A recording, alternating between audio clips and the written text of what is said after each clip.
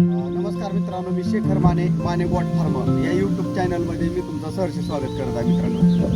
तर मित्रांनो, आपण शेळ्यांसाठी चारा तर हे बघा, ही अशी बांधणं सुमावळ लावलेली आहे, सुबाबून.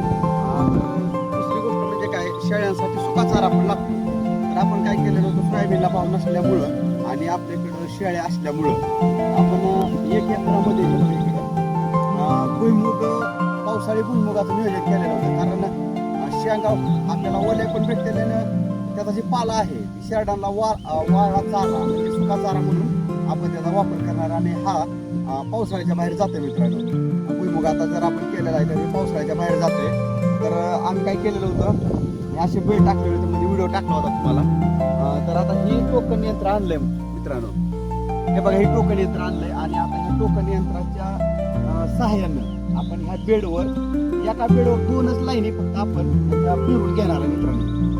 तर ज्यावेळेस आपण शेळ्या करतो त्यावेळेस काय होतं, ओला चारा कुठं पण उपलब्ध असतो मित्रांनो, पण शेळ्यांसाठी सुका चारा पण लागतो. तर आपण काय केलंय की भुईमुग त्याच्यासाठी आपण नियोजन केलेलं होतं मित्रांनो. तर आता कसं आहे, दिवाळीच्या नंतर म्हणजे पावसाळा झाल्यावर आपला भुईमुग निघतो आणि मग शेळ्यांसाठी मित्रांनो बघा, आपण ह्या यंत्राच्या सहाय्यानं असं बेडच्या दोन्ही साईडनं भुईमुगाची टोकन पद्धत चालू आहे मित्रांनो.